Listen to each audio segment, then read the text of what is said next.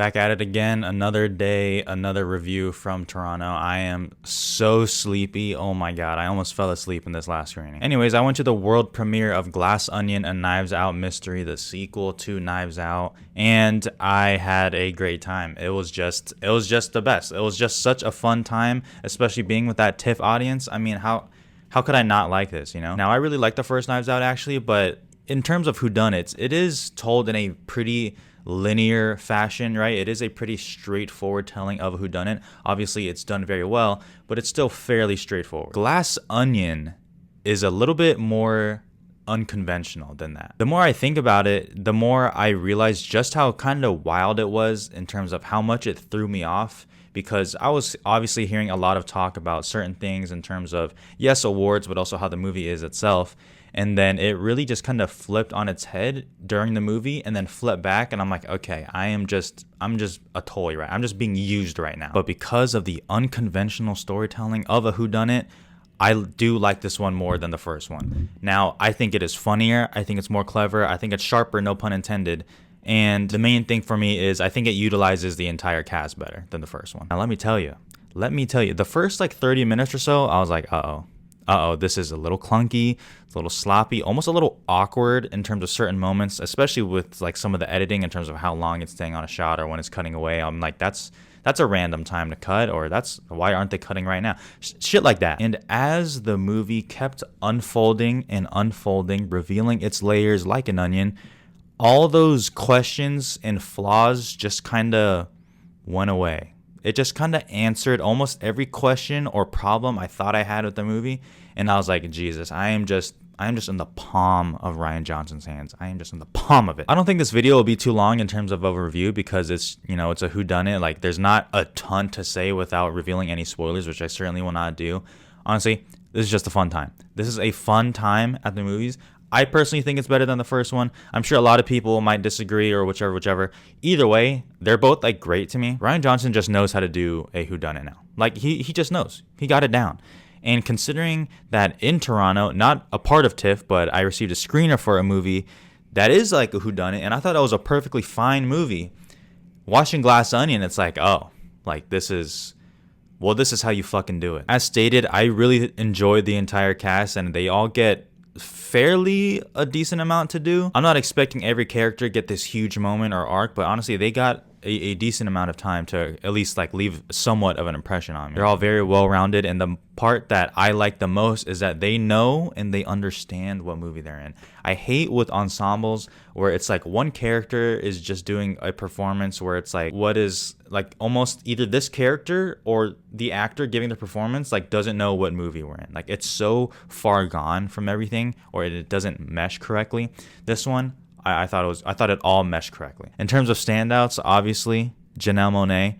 It is true what people were saying about Janelle Monáe. I thought she was great, and she certainly has the most to do. But besides Janelle Monáe, which I think everyone has been pointing out, I mean, like I said, I liked all the cast, but for me, like Edward Norton, I thought was great. Kate Hudson, Catherine Hahn. I mean, I don't even want to start naming names because then the people I leave off, I feel bad for. They're all great. And Daniel Craig, I want to be like that. You know, that's where I want to be in my point of life, where I'm like getting a fucking bag, but also just having like the best time, clearly. We'll talk about awards in a second, but in terms of Glass Onion, how I feel overall, I just thought it was great. I had the best time.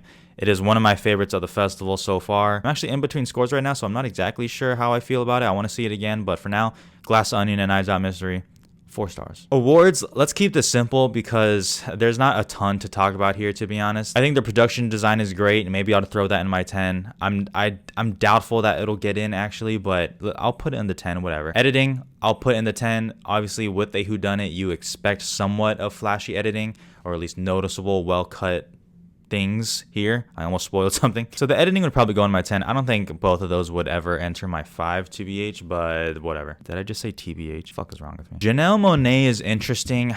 It's tough. She is certainly in my 10.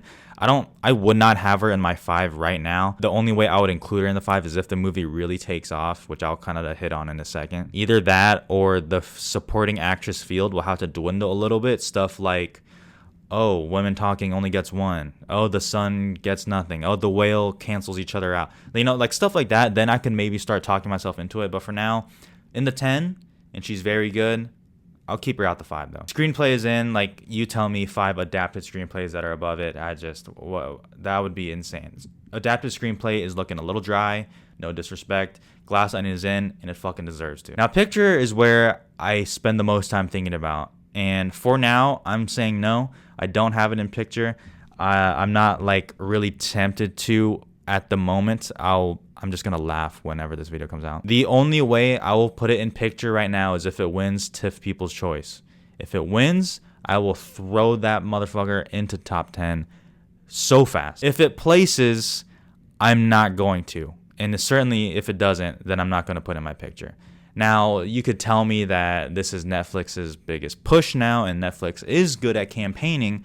In terms of winning, we don't know, but in terms of campaigning, we know they're good at it. And if it is their biggest push with Bardo somewhat down, and who knows about All Quiet on the Western Front, talk to me later. We'll have to see. We'll have to see, because the Best Picture field is feeling a little bit more open. I don't want to say it's like dying out, because that's just like kind of crazy to say, but it does certainly feel more open, like there are a lot of slots up for the taking, and Glass Onion is certainly there. And if Netflix pushes this right, if it wins TIFF People's Choice, there's a path here.